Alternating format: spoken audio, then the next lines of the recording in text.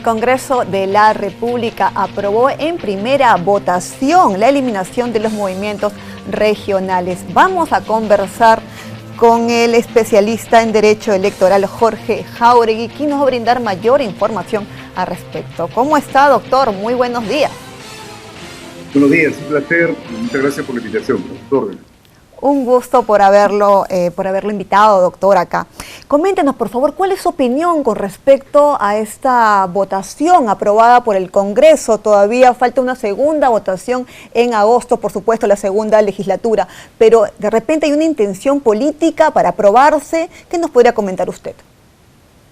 Bueno, en principio creo que es importante, resulta mucho más funcional para lograr el objetivo de una democracia representativa, pluralista, tener un sistema de partidos institucionalizado, consolidado, y evidentemente es mejor tener un sistema de partidos que un sistema de movimiento, ¿no?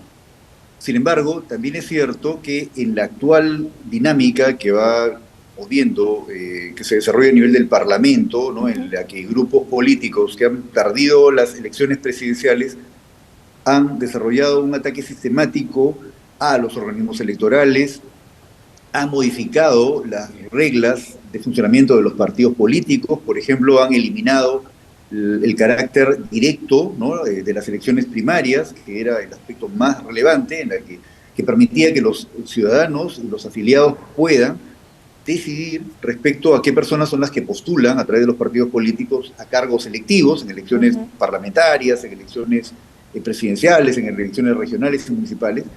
Luego han restablecido también estas bancadas que perdieron elecciones presidenciales y que han logrado un acuerdo, ¿no?, a nivel del Parlamento, han restablecido un mecanismo que es absolutamente negativo para, digamos, lograr un sistema de partidos más transparente, que logre mayores niveles de institucionalización, que es el requisito de firmas de adherentes.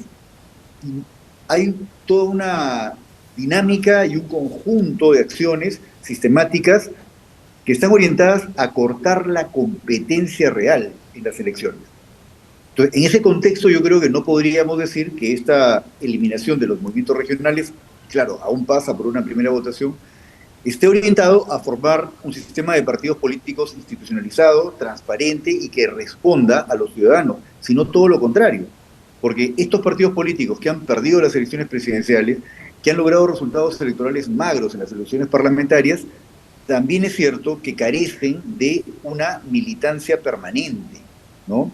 Son organizaciones, digamos, carentes de institucionalización y por lo tanto carentes de una militancia permanente, y esto se siente mucho más en el ámbito nacional. Entonces, claro, fuera de Lima, las personas, ¿dónde militan? ¿Dónde ejercen los derechos de participación? A través del movimiento político, ¿no? Claro. Entonces, esta medida apunta a largo plazo a lograr crear de forma artificial y forzosa, ¿no?, una militancia que hoy no tienen. A ello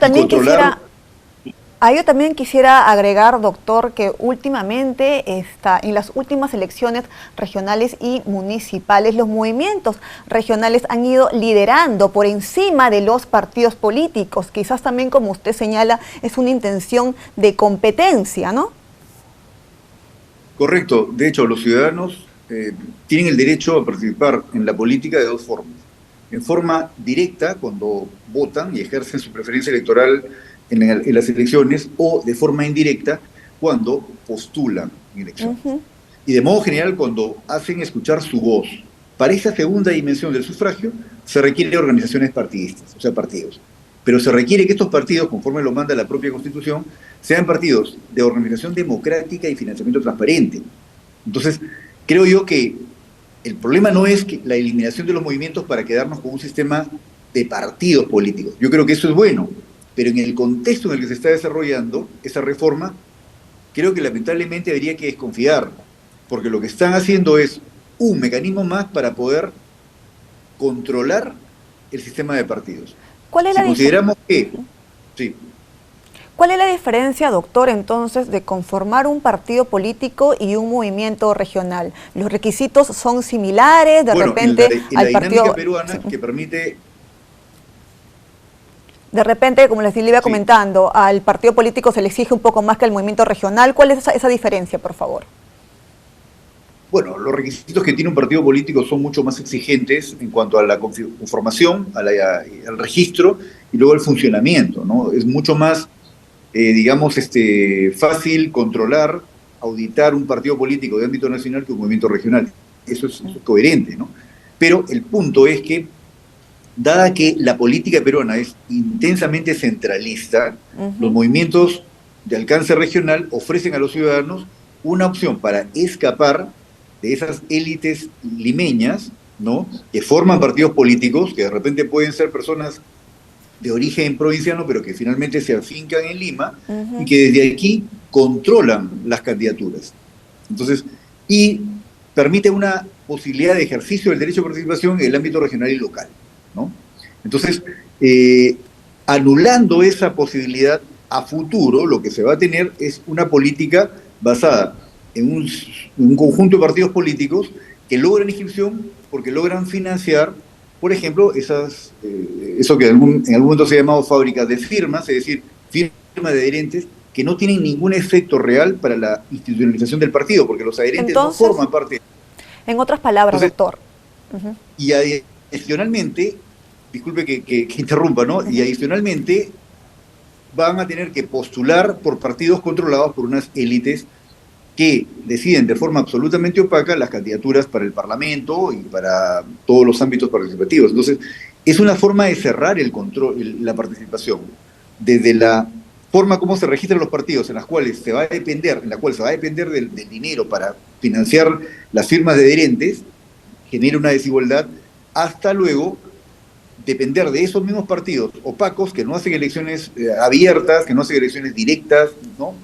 Porque ahora se pueden hacer elecciones indirectas a través de delegados, y tampoco se puede militar fuera de esos partidos, no se puede formar un movimiento. Entonces, esto implica una suerte de lógica totalitaria, ¿no? O sea, se controla totalmente fuera del partido, del movimiento en el Perú. Bueno, las alianzas ahora van a ser entre partidos nada más, no queda oxígeno que respirar. Y esa lógica es la lógica del totalitarismo, lo controla todo y por lo tanto no se deje oxígeno o espacio. Pues más allá de que los partidos sea mejor, más conveniente un sistema de partidos que un sistema de movimientos, en la circunstancia que hoy vivimos, yo creo que forma parte de toda una estrategia para cerrar la competencia, ¿no? Doctor, ¿quién financia los movimientos regionales? ¿Cómo se financian ellos? Bueno, las formas de financiamiento son similares a las de los partidos políticos, ¿no? Tienen financiamiento público. Por parte del Estado. Por parte del Estado, tienen financiamiento público indirecto, porque para las elecciones regionales pueden ser pasibles de la franja electoral, ¿no? Solo para el ámbito de las elecciones regionales, y luego tienen el financiamiento privado, ¿no? Que, como digamos pasa con los partidos políticos, proviene de aportes personales o de actividades que el movimiento puede desarrollar, ¿no? Entonces, digamos que las formas de financiamiento son similares, ¿no? Pero digamos que aun cuando sea más funcional, lograr un sistema de partidos transparente, que la composición del sistema sea solamente de partidos, no de movimientos, en esta circunstancia creo que lo que va a hacer es cerrar más el espacio de participación de los ciudadanos, ¿no?, en la política. Doctor, la siguiente pregunta es que existen 84 movimientos regionales que están inscritos y más de 20 en procesos de inscripción. De aprobarse esta medida en esta segunda legislatura, ¿cómo quedarían esos movimientos regionales? Bueno, si digamos se modifique el marco constitucional, me parece que no tendría posibilidad de participar en la siguiente elección, ¿no?, regional. No nos olvidemos que el movimiento político de alcance regional solamente está concebido para una participación electoral y política a nivel regional y a nivel local, ¿no? Entonces, me parece que de eliminarse la figura del movimiento regional ya no podrían participar en las próximas elecciones regionales y municipales. Y sería una elección de partidos, ¿no? Con lo cual, los partidos tendrían oportunidad de forzar a los liderazgos regionales a participar a través de los partidos, pero no por una lógica que podría ser plenamente democrática, que es la de convencerles a estas dirigencias con argumentos, con programas de gobierno, con propuestas programáticas, sino simplemente porque se está eliminando una forma alternativa de participación, ¿no?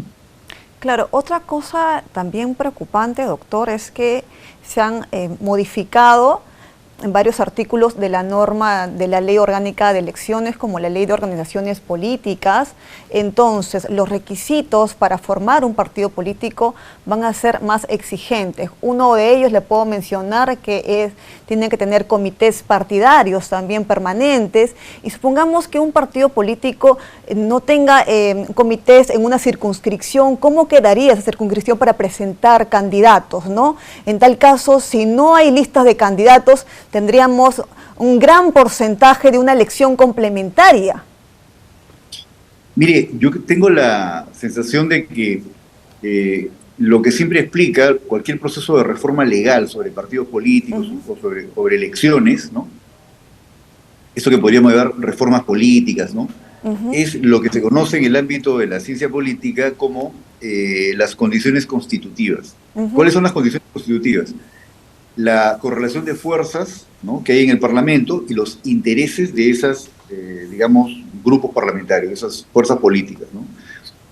Es claro que los partidos políticos, digamos que han perdido las elecciones presidenciales en el 2021, que algunos de estos también perdieron las elecciones en el 2016 y anteriormente en el 2011, se advierten que tienen un problema de captación de electorado fuera de Lima o fuera de la costa norte, donde existe, como en todo el país, dinámicas de actividad política a nivel de movimiento.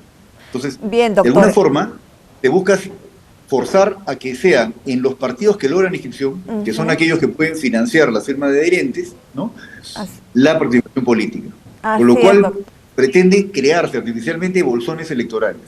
Bueno, así es, doctor. Entonces, sí, le agradezco por su participación, doctor, por habernos acompañado. Lastimosamente se nos ha terminado el tiempo. Gracias por habernos acompañado. Esperemos más bien en una segunda legislatura, ¿no?, qué cosa es lo que decida el Congreso, porque en la primera se aprobó con 92 votos. Gracias por habernos acompañado.